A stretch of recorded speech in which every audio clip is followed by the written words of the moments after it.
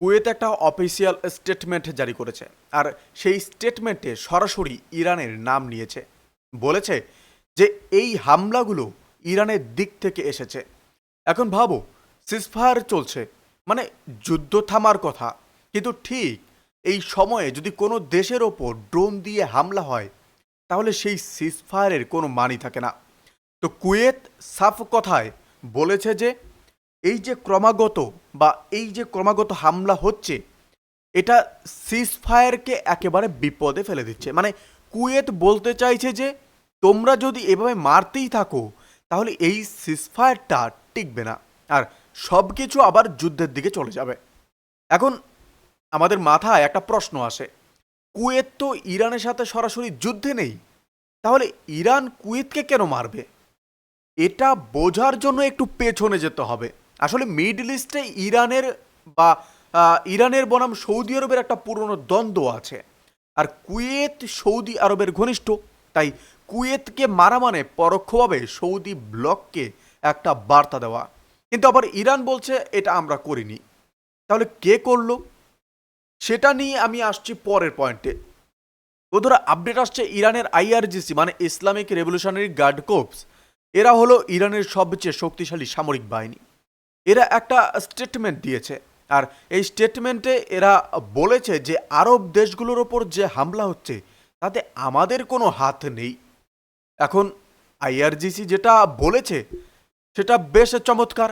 তারা বলেছে যে আমরা যখন হামলা করি তখন আমরা লুকিয়ে করি না, আমরা আগে বলে দিই, হামলার পরে আবার বলি যে এটা আমরা করেছি, আমাদের একটা ট্র্যাক রেকর্ড আছে। তো ইরানের কথায় সত্যি একটু সারবস্তু আছে। কারণ এর আগে যখন ইরান ইসরায়েলে হামলা করেছে তখন তারা আগে থেকে ঘোষণা করেছে, হামলার পরেও জানিয়েছে কোথায় কোথায় টার্গেট করেছে। তো আইআরজিসি সরাসরি বলে দিয়েছে যে আরব দেশগুলোর ওপর যা হচ্ছে সেটার পিছনে আমেরিকা আর ইসরায়েলের হাত আছে। এরা হয় নিজেরা হামলা করছে, না হলে এদের কোনো সংগঠন দিয়ে হামলা করাচ্ছে। আর উদ্দেশ্যটা হলো সিজফায়ার ভেঙে দেওয়া এবং সমস্ত দোষটা ইরানের ঘাড়ে চাপিয়ে দেওয়া। এবার ভাবো, এটা কি সম্ভব? দেখো, কূটনীতির দুনিয়ায় এ ধরনের ফলস ফ্ল্যাগ অপারেশন মানে নিজে করিয়ে বা নিজে করে অন্যের নামে চালানো, এটা নতুন কিছু না। ইতিহাসে বহুবার এরকম হয়েছে। তাই ইরানের কথা সম্পূর্ণ উড়িয়েও দেওয়া যাচ্ছে না, আবার সেটাই সত্যি সেটাও নিশ্চিতভাবে বলা যাচ্ছে না। কিন্তু পুরো পরিস্থিতিটা দেখলে মনে হচ্ছে কেউ একটা বড় খেলা তো খেলছে, আর সে খেলায় আরব দেশগুলো পিস খেলার গুটির মতো ব্যবহার হচ্ছে। বন্ধুরা, নেক্সট যেটা আপডেট আসছে লেবানন থেকে।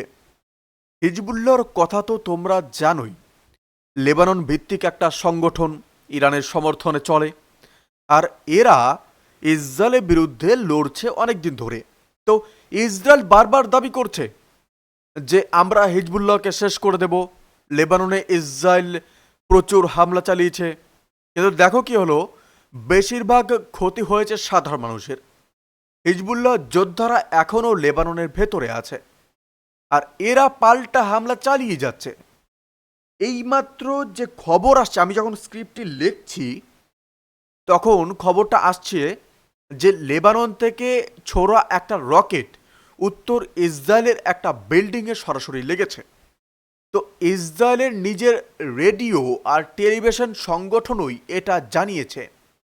মিসগাব আল কাসেবে এলাকায় একটা বিল্ডিং একদম ধ্বংস হয়ে গেছে। মানে ইসরায়েলের আয়রন ডোম ডিফেন্স সিস্টেম হিজবুল্লাহর সব রকেট ঠেকাতে পারছে না।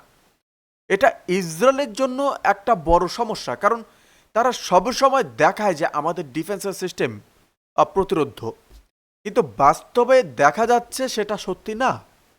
বন্ধুরা, আসি সবচেয়ে চমকানো একটা আপডেটে। ইসরায়েলের ডিফেন্স ফোর্সেস একটা ঘোষণা দিয়েছে। তো বলেছে যে লেবাননের ভেতরে এখন থেকে প্রতিটা অ্যাম্বুলেন্স তাদের নিশানে আছে, কারণ হিজবুল্লাহ নাকি অ্যাম্বুলেন্স ব্যবহার করে তাদের কাজ লুকোচ্ছে। অস্ত্র বা যোদ্ধা যারা আছেন তাদের পরিবহন করছে। এখন ভাবো একটু বন্ধুরা, একটু মাথা দিয়ে ভাবো, অ্যাম্বুলেন্স মানে কি? সেই গাড়িতে চরে হয়তো কোনো বাচ্চা হসপিটালে যাচ্ছে, কোনো বৃদ্ধ মানুষ হার্ট অ্যাটাক করে হাসপাতালে যাচ্ছে, কোনো মার কোনো কিছু হচ্ছে তার জন্য হাসপাতালে যাচ্ছে। কিন্তু ইসরায়েল বলছে যে প্রতিটা অ্যাম্বুলেন্স আমাদের টার্গেট, আর এটা কিন্তু আন্তর্জাতিক আইন অনুযায়ী যুদ্ধাপরাধ। জেনেভা কনভেনশনে পরিষ্কার বলা আছে যে মেডিকেল ভেহিকেলে হামলা করা নিষিদ্ধ, কিন্তু ইসরায়েল সেটাকে তোয়াক্কা করছে না। এখন ট্রাম্পের চাপ আছে বলে হয়তো আজকে তারা বড় হামলা করবে না, কিন্তু নীতিনাদু একটা অদ্ভুত মানুষ, তিনি ট্রাম্পের কথায় কতটা কান দেবেন সেটা দেখার বিষয়। দেখুন বন্ধুরা, নেক্সট যেটা আপডেট আছে হরমুজ প্রণালীর, এটা না বুঝলে পুরো মিডল ইস্টের রাজনীতিটাই বোঝা যায় না। হরমুজ প্রণালী পারস্য উপসাগরের থেকে বাইরে সমুদ্রপথে যাওয়ার একমাত্র পথ, আর এই পথ দিয়েই দুনিয়ার প্রায় 20% তেল পরিবহন হয়। মানে এই একটা পথ বন্ধ হলে দুনিয়ার তেলের বাজার একদম ওলট পালট হয়ে যাবে, তেলের দাম আকাশ ছোঁবে। আর তেলের দাম বাড়লে পেট্রোল ডিজেলের দাম বাড়বে, জিনিসপত্রের দাম বাড়বে, সব কিছু বাড়বে। তুমি আমি যে রোজ বাজার করি সেখানেও প্রভাব পড়বে। এই হরমুজ প্রণালীর ওপর ইরানের নিয়ন্ত্রণ আছে, আর ইরান এখানে ট্যাক্স নিচ্ছে, মানে জাহাজ চলাচলে বাধা দিচ্ছে, কিছু জাহাজকে যেতে দিচ্ছে না। ট্রাম্প এটা নিয়ে খুব রেগে গেছেন, তো তিনি পোস্ট করে ধমক দিয়েছেন ইরানকে, বলছেন তুমি যে ট্যাক্স নিচ্ছ সেটা এখনই বন্ধ করো। আর বলেছেন যে খুব শীঘ্রই তোমরা দেখবে যে হরমুজ প্রণালী দিয়ে তেল বইতে শুরু করবে, হয় ইরানের সাথে নিয়ে, নইলে ইরানকে ছাড়াই।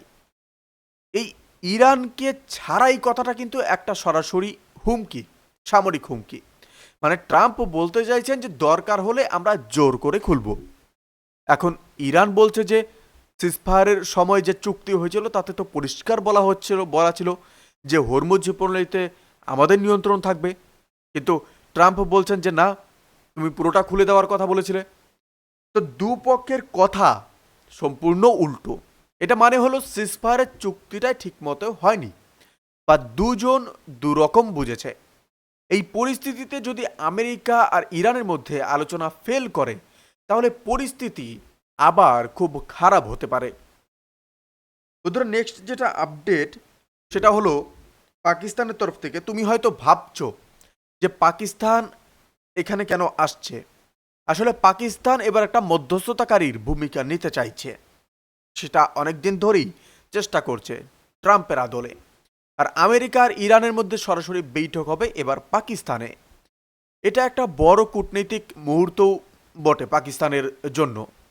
খবর এসেছে যে এই বৈঠক আজ না কাল, মানে শনিবার সকালে হবে। এখন পর্যন্ত কনফার্ম আছে, কিন্তু এই বৈঠক হবে কিনা সেটা নিয়ে বেশ কিছু প্রশ্নও আছে।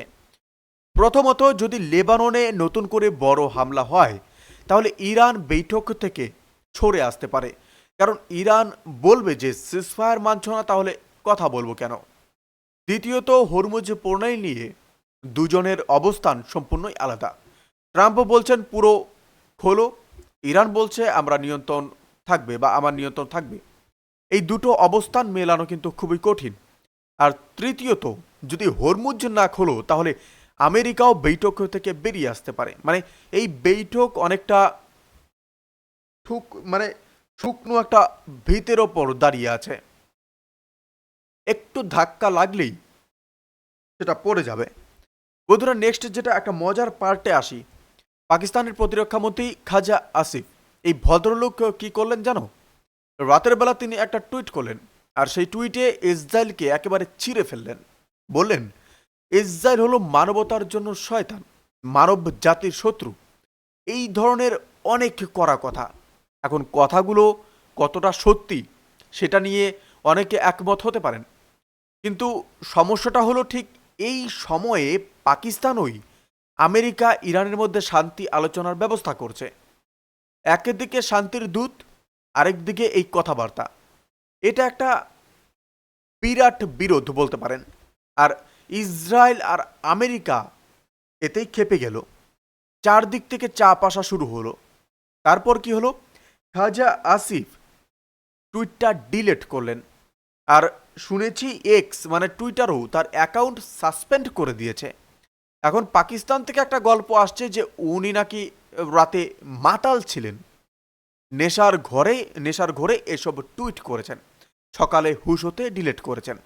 এই গল্পটা যদি সত্যি হয় তাহলে ব্যাপারটা আরও মজার, কারণ একজন মুসলিম প্রতিরক্ষা মন্ত্রী মদ খাচ্ছেন, এটাই তো বিরাট কাণ্ড। আর তার ওপর সেই অবস্থায় টুইট করছেন।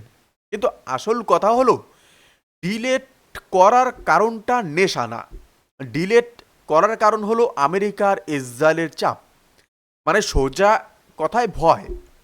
পাকিস্তান ভয় পেয়ে টুইট ডিলিট করিয়েছে। পাকিস্তানের আর্মি চিফ জেনারেল আসিফ মুনির নিজে নাকি ধমকে দিয়েছেন যে এই ধরনের জিনিস সোশ্যাল মিডিয়ায় দিও না। বন্ধুরা, এবার শোনো এই খাজা আসিফ পার্লামেন্টে দাঁড়িয়ে কি বললেন।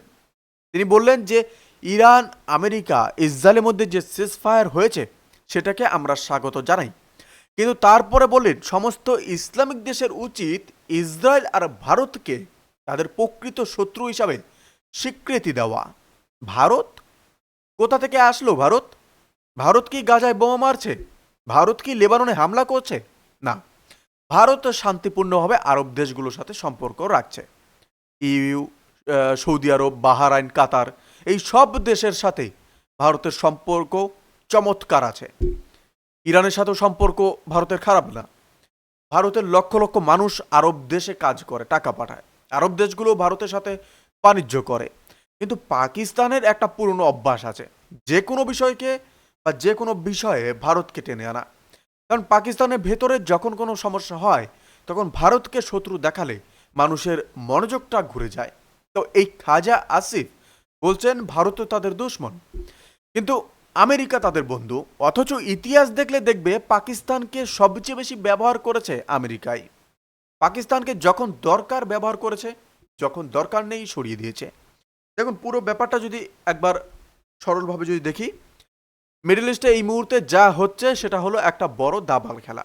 একদিকে ইরান, একদিকে ইসরায়েল, মাঝখানে আমেরিকা। আর এই তিনটে বড় শক্তির মাঝখানে কুয়েত, লেবানন, সৌদি আরবের মতো ছোট দেশগুলো পিষে যাচ্ছে।